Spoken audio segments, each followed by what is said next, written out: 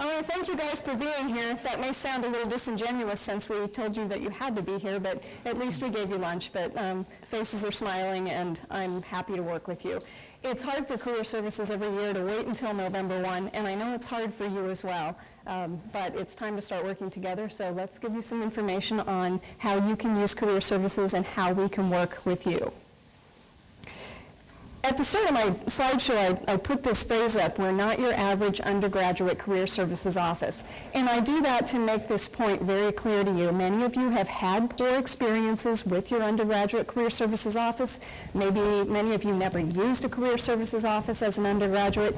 You have no idea what's available. So whether your experience is didn't use them, didn't like them, or hey, they were great, I want you guys to know we're different.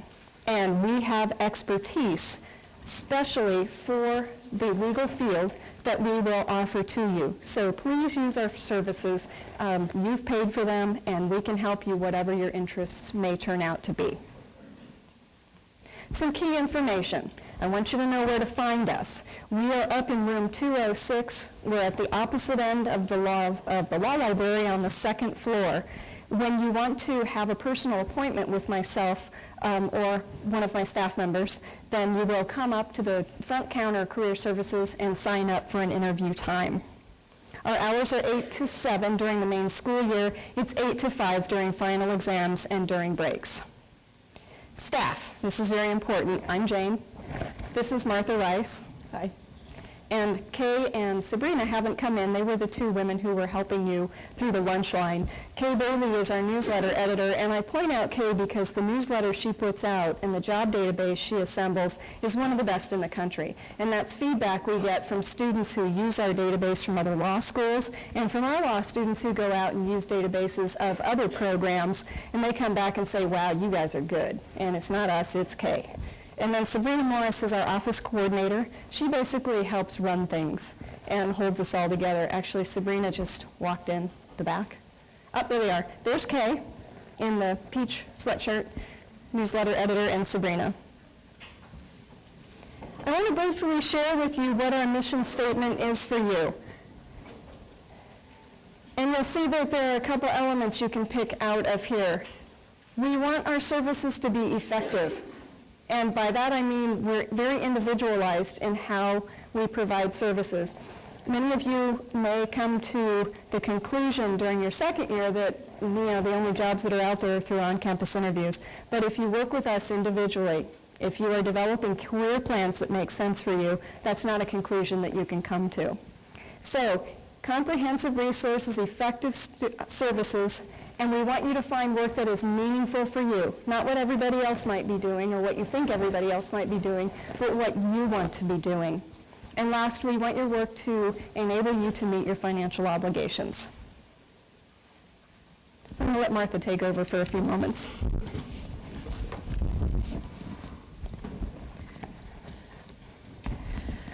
Hello. We always go back to the question of why you should use Career Services. And what I want you to think about is there are 4 of us that do nothing else all day long except research jobs, talk to people about jobs, prepare materials for jobs. We are experts, and part of our job is to help you find a satisfying career. You should come through and let us know what you're doing, even if you're not necessarily looking for a job. You just have a vague direction, because we hear things. We get information, and then we can pass it on to you, but we can't tell you if we don't know what you're looking for. A student came through the other day and was asking me what he should wear. He was going to a bar meeting downtown. I said, well, wait a minute. Are you going with anyone? He said, no. So I said, well, let me make a call.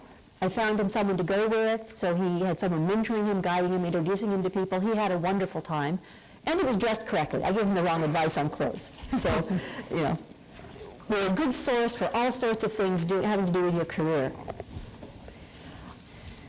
Our services fall into 2 general groups. We try and prepare you on a personal level, and then we try to prepare you for integrating into the legal community.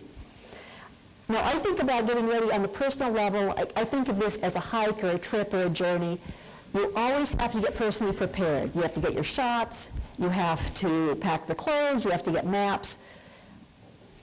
That's the first step. And if you haven't done that, your journey is going to be a disaster. So that breaks down into two things. Identifying a legal direction you want to go. That doesn't mean you know right now that you want to be an employment lawyer in a 100-person law firm in Bend. But what you should be thinking about is, do you think you want to try public law this summer or private law? Do you want to even have a law job this summer? Would you rather do something else? You don't need to be locked into something, but it's hard to go in a direction if you don't know where you want to go. Part of that is developing basic job materials. And I always forget to bring this up. We've put together a packet you can pick up afterwards, and it's entitled Job Search Outside the Box, because we really think of this as a job search in a box, or a packet. Boxes were too expensive. This has the material you need. It has sample resumes, sample cover letters, all sorts of other material, and Jane will probably talk about that some more. Part of figuring out where you want to go with law occurs while you produce these materials. To write a good resume or a good cover letter, you have to have identified your strengths and your weaknesses and your goals. I always sell myself on creativity and work ethic. If somebody wants someone that can add a column of numbers or not misplace things, I am not the employer they want. So you need to know yourself, and then you can be comfortable and know where you're going.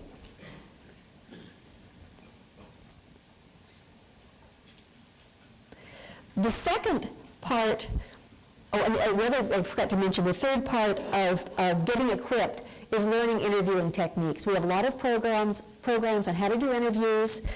We have books, we give you practice sessions. Like anything else, if you practice doing the interviews, you'll get better. We had a lot of students last week come in, they had interviews coming up, and Jean and I would sit down and we'd spend half an hour just doing questions with them and critiquing their performance. And we've gotten some pretty good feedback, but if nothing else, it helped their confidence level going in. The second part is starting the journey, taking the trip. You've got yourself equipped with your resumes, your cover letters, you know how to do interviews. You need to find the goals that fit your direction. We have job postings on Simplicity. It's a computerized system. If you haven't explored it yet, we'll be talking about it later. I think there's going to be a workshop sometime soon. We have workshops on our career services page that are our podcasts. We have lots of books in the library with specialties.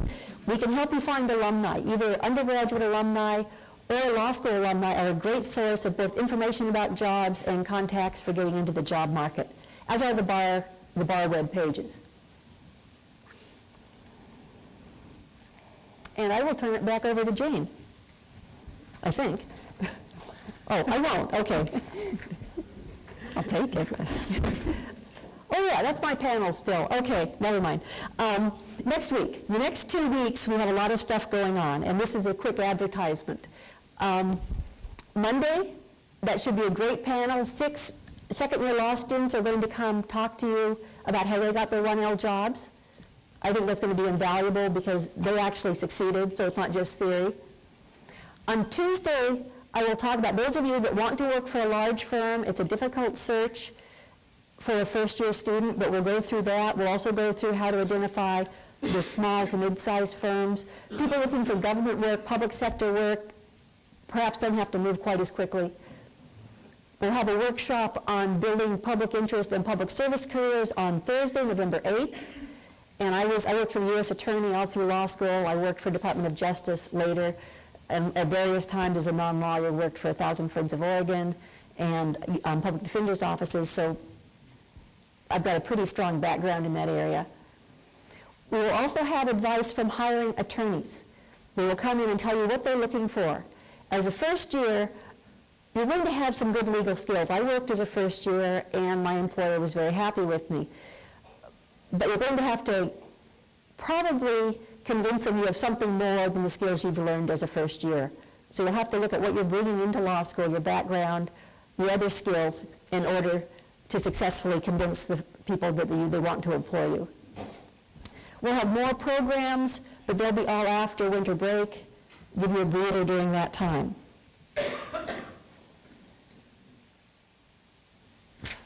Now, Jane, one more. You can tell who figured out the PowerPoint.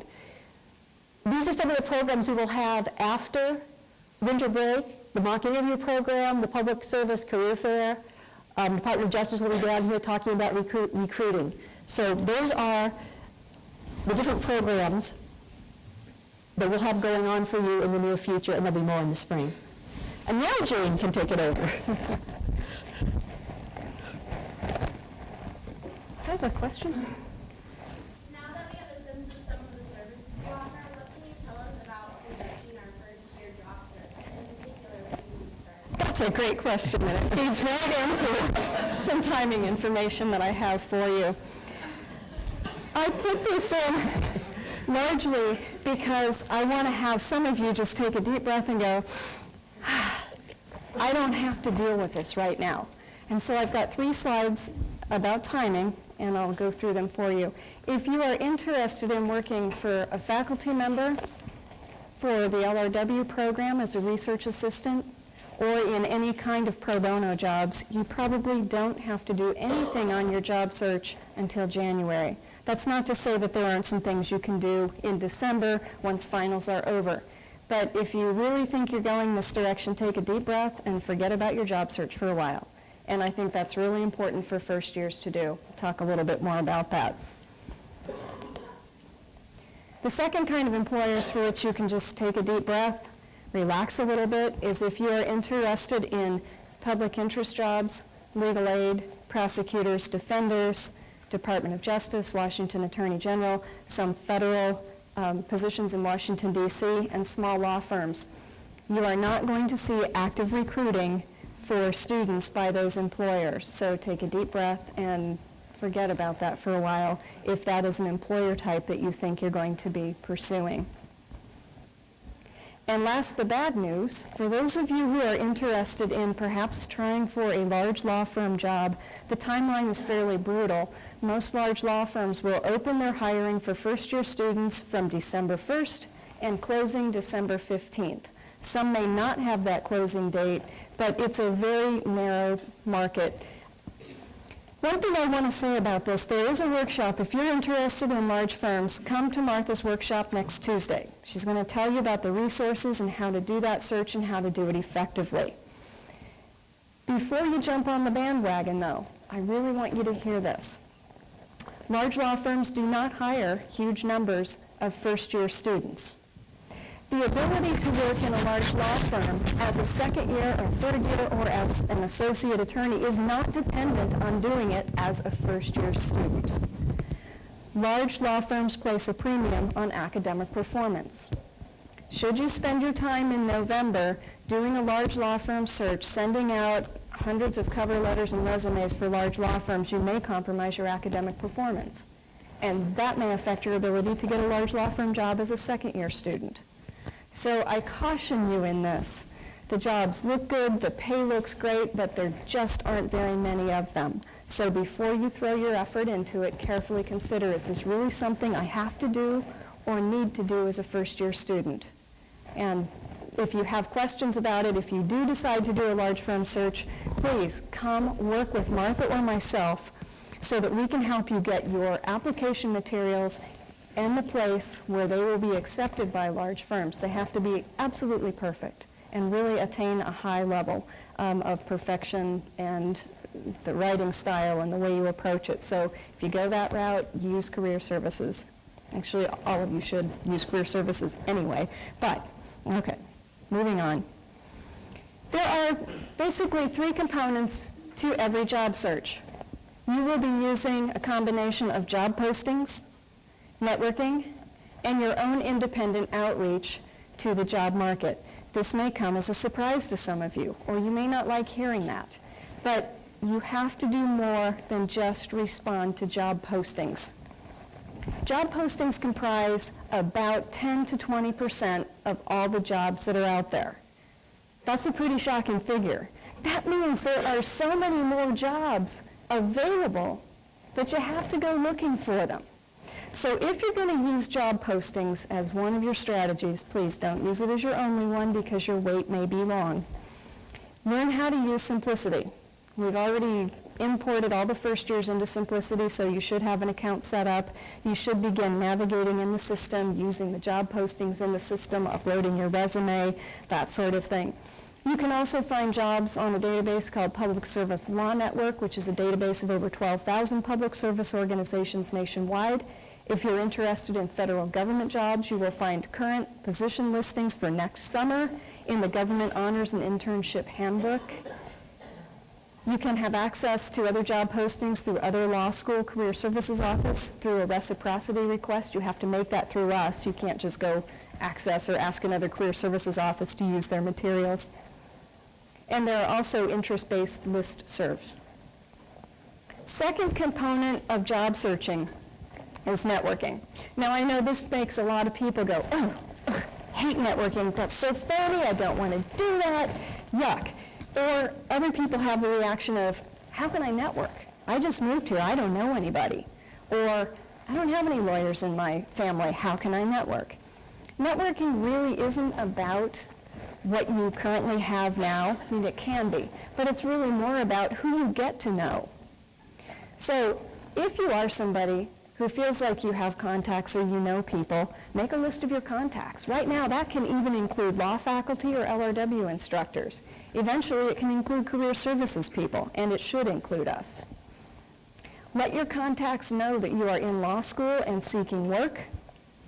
Suggest areas of the law that interest you, and be positive about your law school experience. I know at this point in time that can be really hard to do. I know by November I was not feeling positive at all about law school, but if you're talking to people who could potentially refer you to other people who could potentially hire you, you want to put on the game face. And so ask people if they can give you leads, if they can give you ideas, things of that nature. And then the second part of networking, this is what you guys can do here and now. Join student groups or other professional organizations that interest you. Maybe you're someone who really isn't clicking with the law school environment, but you are clicking with law school. Go out and join some civic organizations. Again, you never know who you're going to meet. You don't know where they work. You never know where the tip-off is going to come from. Coach a kid's sports team. If you're not into sports, if you're not someone who had a lot of soccer or softball or basketball experience, coach a chess team. There are a lot of programs in Eugene. There's also, we've had students who go out and work with kids on speech and debate. The point is, those little kids in grade school, middle school, and high school have parents. Many of those parents are attorneys, and we've had law students get hired for jobs by virtue of knowing parents who are lawyers. So another good, easy, I call that networking light, because you're just kind of getting out there and being out there, and it can be really useful. And then the last thing you can do, and this isn't an exhaustive list by any means, but it's just the last thing. If you get an opportunity to join a state or local bar organization as a student member, do so. Or specialty organizations such as the Oregon Trial Lawyers Association. Oh, question. You know, it's great. I have a break scheduled in for you guys. So, Bailey, come on up. We're going to have a song about careers. This is Bailey. Please welcome her.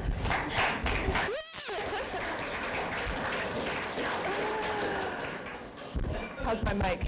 It sounds good. All right. Bear with me. I need a job to ease my mind. I need to find a job to call mine. Career services said you can't hurry jobs. No, you can't. You can't. They said jobs don't come easy. It's a game of right and wait. You can't hurry jobs, and you can't wait for fate. You got to give it time, even if it takes until spring break. But how many heartaches must I stand before I find a job to let me work in law? Right now, the only thing that keeps me hanging on when I feel my hope, yeah, is almost gone. I remember Martha said, you can't hurry jobs, no, and you can't wait on fate. They said jobs don't come easy. It's a game of ride and roll. You can't hurry jobs, and you can't wait on fate. You got to work and give it time, even if it takes until spring break. Thank you, thank you.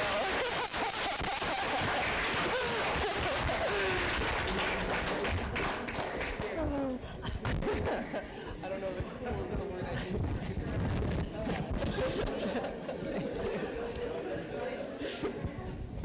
Isn't she awesome? That's just, I wish I had the nerve to stand up and sing like that. That's great.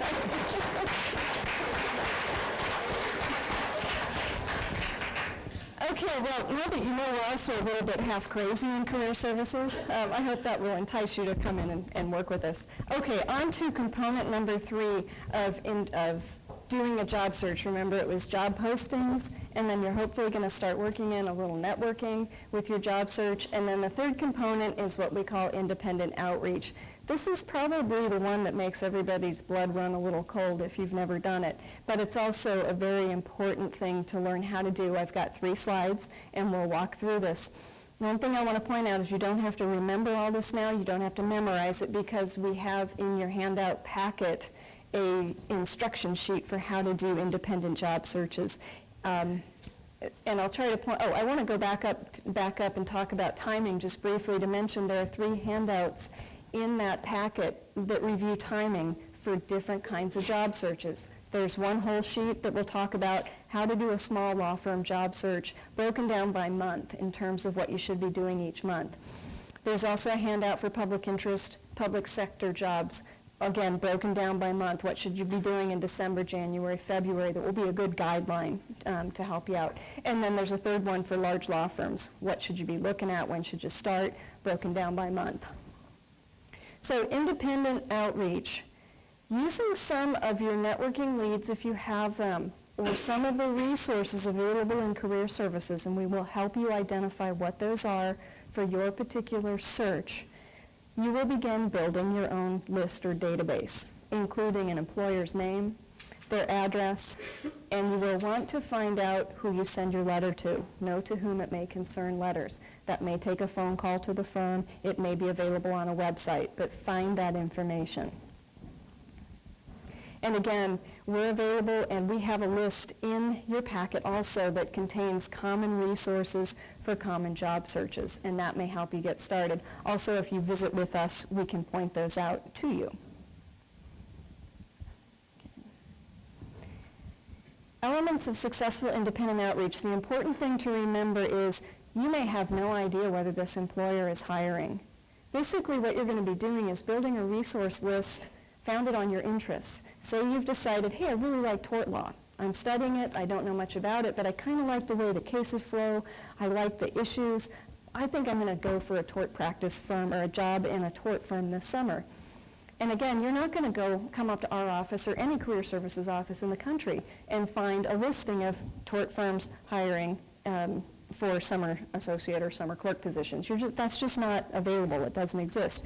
But what you can do is use some of the directories to find firms by practice area and then to make a list of those firms and send letters to them. So that's what this is all about. It's identifying your interests, making your list, and then going after opportunity, again, even if you don't know whether the firm or organization is actually hiring.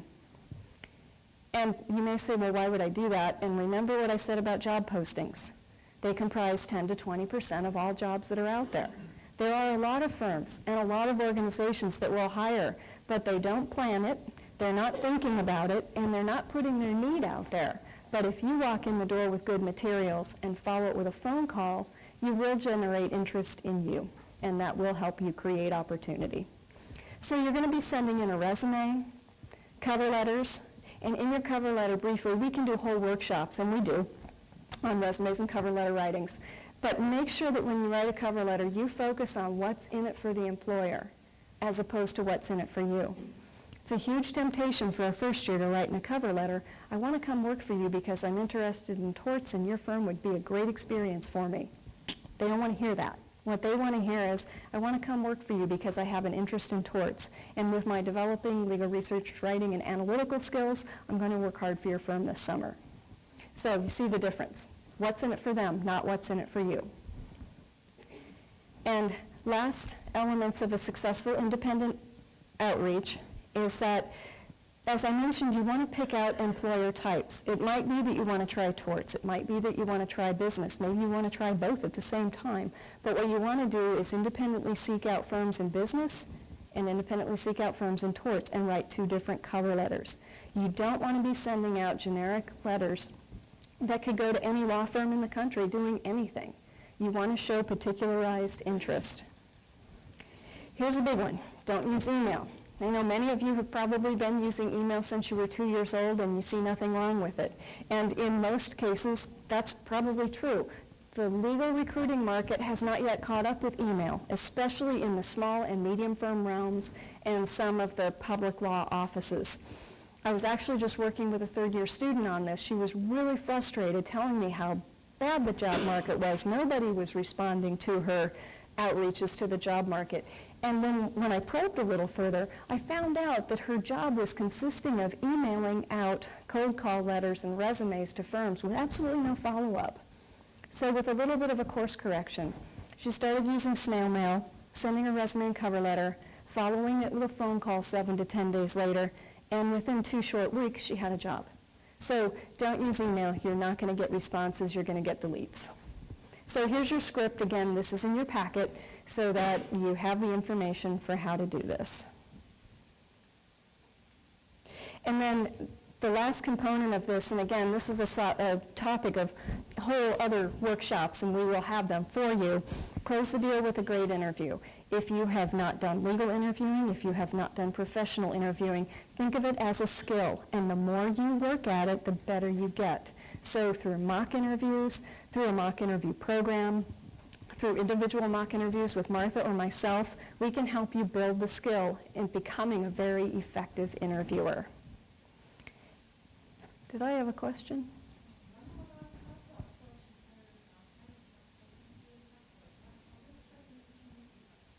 Well, I actually have 10 more strategies that I will pass along to you.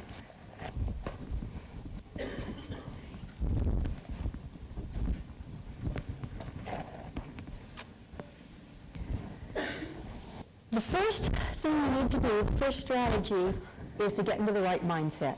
This is not a walk to the corner grocery store. This is a 50-mile hike. It's going to take a lot of work. Yes, I see somebody covering their face. And it will probably take a long time. Some people pick up the phone, make a phone call, send one letter, and they've got a job. But that doesn't happen for most people.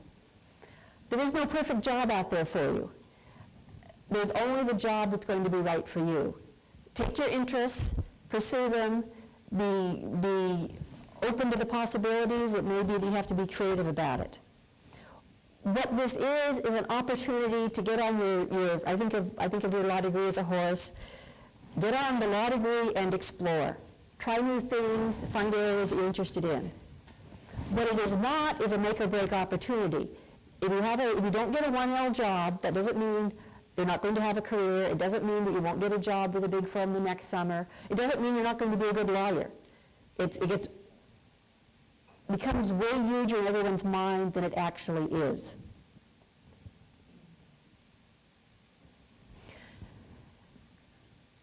Winter break is a great time to start your job search. You're too busy right now. You're being tortured by your first legal classes. Makes no sense to you probably. I remember it was about the 12th week, all of a sudden a light went off in my head.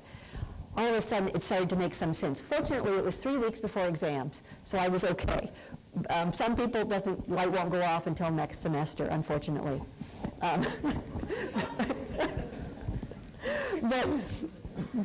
But every winter break, when things have calmed down a bit, take the time to start some of this thing. It's a great time to do resumes and start thinking about cover letters. You can email those things to us, and we will look at them and send them back to you. Think about what you want to get from your law degree. You may have thought you knew going in. You may have, like Jane, at this point, not be certain anymore. So just spend some time thinking about it. Go hang around a courthouse. If you think you might want to do litigation, it's a great way to meet attorneys. It's just a great experience. It lets you know if you like that atmosphere or not. Go visit lawyers you know. Your parents probably know some attorneys. Just spend some time talking about their careers, what they like, what they don't like. What you'll find if you talk to experienced attorneys, a fair number of them think that the most important thing about your practice choice are the type of clients you work with, rather than the actual subject area of the practice. That's something probably a lot of you haven't given a lot of thought to. If you're in your hometown, you think about wanting to go back there in the summer again. It's like Jane calls it networking light, I call it soft networking. Just meet people, let everybody you know that you're in law school and you're looking for a job. And it's amazing that the connections you find out. Your hairdresser could be first cousin to the hiring partner. It happens all the time. Again, we're coming back to the point, use career services. We get a lot of information coming through. We're both fairly creative thinkers. We're willing to try new things. We're willing to help you rechart your direction. If what you're working isn't working, just like she was talking about, the person sent 65 letters, but oops, they were all emails. We'll help you figure out what's working, what isn't working, and where to go. We find that there is no student that we can't work with. Top of the class, bottom of the class, in between. All it takes is for you to be wanting to find the job. If you come and see us, we can help you. And I'll turn it over to Jane. It's a great point I want to follow up on. I know in this orientation presentation, we often talk as if all of you know what the heck you want to do. And I want to assure you that I know that's not the case for many of you. I certainly was in that boat myself as a first-year student, and my light bulb didn't go off until maybe third year. So you're okay if you're not there yet, don't sweat it. But the point is, you don't have to know what you want to do now to come in and see us. I know a lot of students who stay away from career services because they feel embarrassed, because all they can come in and say is, I don't know what the heck I want to do yet, and I don't know why I'm even in law school. That is a great starting point for a conversation with us. And we are trained to work with people who don't know what they want to do, just as much as we're trained to work with a student who says, I want to be a prosecutor, how do I get there? So come in. We have self-assessment books. We have great resources we'll start you on to help open this door for you. So don't feel like you need to avoid us because you don't know what you want to do. We don't expect that of you yet. Strategy number 4, I'm not going to belabor this. We hit it really hard already. You have to be self-directed in contacting and identifying employers. You're not on your own with this, though. We will help you by showing you and teaching you how to use the resources that will help you be effective in this search. If you don't get anything else out of this, do the 2-hour plan. And it may be that it's too late in your semester to do this, that you're already pretty scheduled in terms of your time. But if you don't do this yet, start. Set aside a couple hours each week to do nothing but work on your career stuff. And what I mean, you can start really easy. Pick up some self-assessment books from career services. Start scanning the job databases weekly to see what's out there. Pick up some subject area interest books. So you want to know what it's like to be a securities lawyer? We have books on that topic we can set you to reading. You want to read some information about a lot of different practice areas? We have good books on that. You want to know how to do a job search with small firms? We have good books on that. So just come in and ask the questions, but be curious and start doing the career stuff, working it into your schedule. Any procrastinators out there? Yeah, we all have that issue. The 2-hour plan will help you if you're a procrastinator, because what you're going to be doing is not finding out about things at the last minute. You'll be kind of immersed in it, so you won't be panicking, coming into our office 10 hours before an application is due somewhere and finding that our schedules are booked for 3 days. So do this, and I think you'll be happier with yourself. You won't hit the panic button when you realize, I don't have a job, because you'll be taking steps already. Strategy number 6, become familiar with employers that hire first years and common 1L jobs. In our packet, we have a handout, just a laundry list of employers that hire first years. Look there first. Strategy number 7, this is what I call the stealth method of job searching. This is how I got my job as a first year. I didn't even start thinking about it until about March. Bad example, don't listen to me, but do. Anyway, get to know your second and third year students. Find out if they have jobs. Ask if they're leaving their jobs for the summer. Some 2Ls are currently working, but they have a different job lined up for the summer. So you would have the opportunity to waltz right into a job, possibly without even having to do a formal interview. Happens all the time. Put the ear to the wall, you may end up getting a job out of it.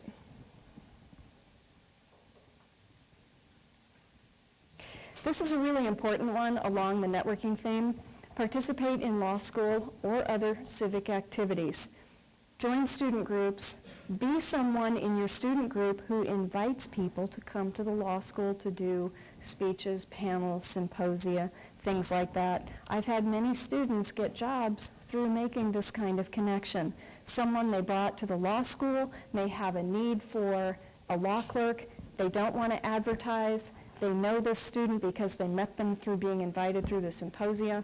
And then lo and behold, they just call the student and say, hey, you want to come work for me? Happens frequently.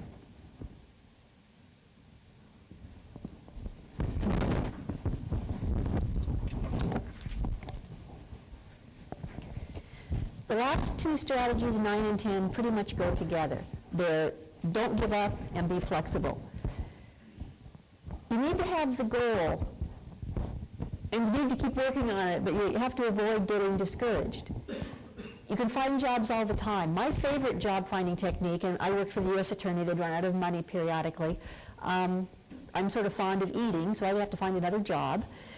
I would put on my suit, put my resumes in my briefcase, and go knock on doors. Now, Kim Walton, I was surprised, Kim Walton, who is the author of Guerrilla Tactics and a lot of other excellent books on looking for work as a lawyer, thinks that's a great technique. She sent someone out and they had 3 job offers in a week. There's just something about being there that is very effective. I would tend to show up about 3 o'clock. People are tired, they're ready to take a break. Very effective. But don't give up and keep in touch with us because, like I keep saying, we hear things. We're a clearinghouse of information, and if we know you're still looking, we can pass it on for you, try and develop other resources.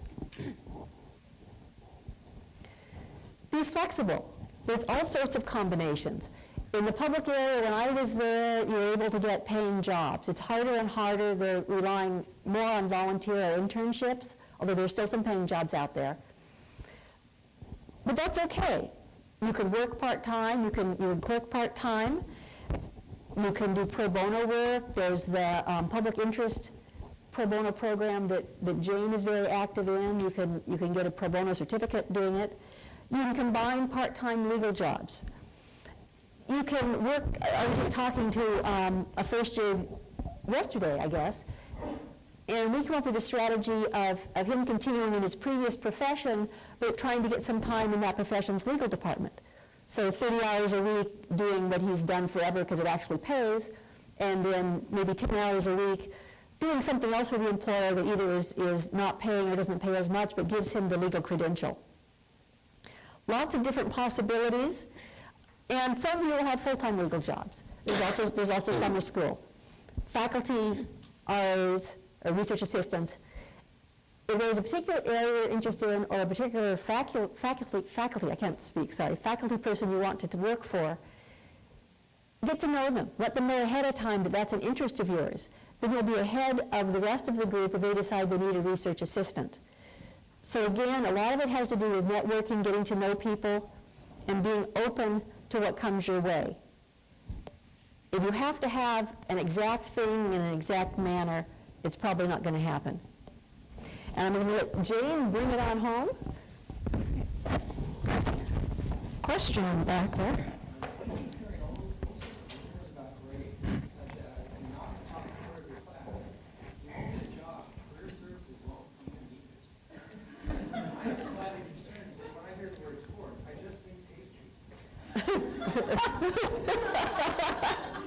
You're good. You're good. I'd love to set the record straight about grades and jobs. I like to put this discussion in this session because in 6, 7, 8 weeks when grades come out, or it's longer than that I guess, you're not going to be able to hear this. So I want you to, open up and try to take this message in. Grades are important for a few reasons. They are very important because there's a statistical correlation between academic performance and bar passage. Obviously, do the best you can.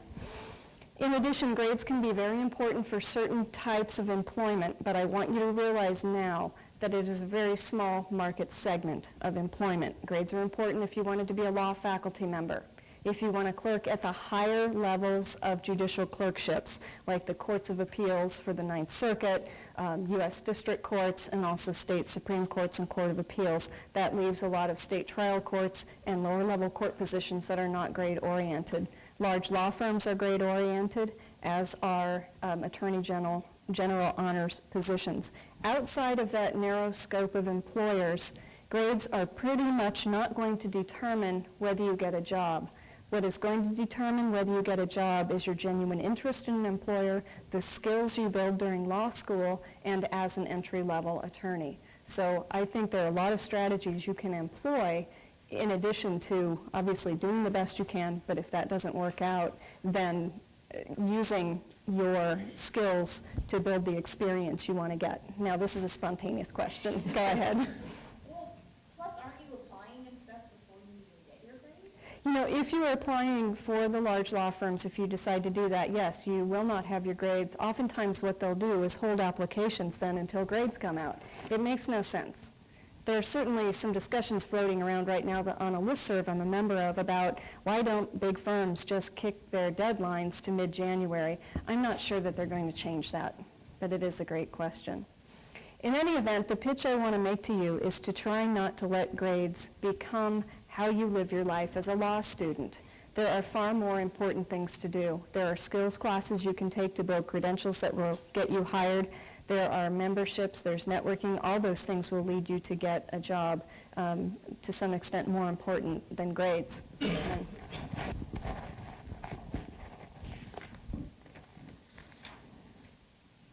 Oh, and the last point I needed to address, career services here for everyone. I don't care if you're first in your class, I don't care if you're last in your class, or anywhere in between. We are here to help you meet your needs, to help you identify those needs, and to help you become employed, whatever that may look like for you. So try to avoid the rumor mill thoughts about career services and come check us out for yourself. I want to leave you, and I will open for questions. I forgot to do that yesterday, so I just wanted to mention that. Embrace the law school experience. This is one of my favorite little quotes. Luck is where preparation meets opportunity.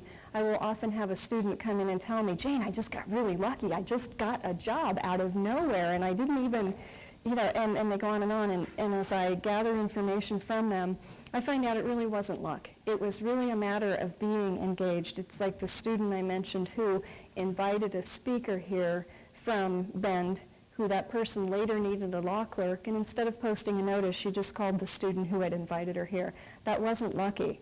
That was a matter of a student being out there and taking chances and being involved and embracing the law school experience. So we welcome you, we want to work with you, and we hope to be seeing you in our offices soon so we can take questions. All right. When you're talking about large firms versus medium and small, say, sometimes just like Gene for the summer, what size of firms are Gene type of firms typically? It seems like we wouldn't really have any big firms like Portland. You won't have any big firms per se, but you will have about 6 to 8 firms that have already pretty much hired through fall on-campus interviews because they are Eugene's big firms. That leaves a whole lot of firms in the range of maybe anywhere from 2 to even 1 to 10 and 12 that will hire first-year students. We also actually have a good resource on that lists firms in Lane County. We identify what their hiring practices are and if they'll be hiring any time in the future. That can help. And also there is the cold calling. Yeah. Other questions? Well, you aren't looking like deer in the headlights, so I think this is good. I think maybe it's Friday and you want to go. Yeah. Yeah, Sure. Aside from the firms in Eugene, what other kinds of areas are there for jobs in Eugene? There good smattering of public interest and pro bono opportunities in Eugene. There are the small and medium firms, and then if you have the ability to commute, the Oregon Department of Justice has about 45 to 50 entry-level summer positions that they'll be recruiting for in the end of January. In addition, there are some DOJ positions located in Eugene. Salem, yes, sorry. And a lot of students carpool, and that can be fun, good way to get to know other folks who are working at DOJ. Other questions? First years do get jobs. We will work with you. Don't forget to get your materials. Don't forget to come and get handouts. And again, our sign-up sheets are on the front counter in Career Services, so sign up to say you're one of us. Thank you, guys.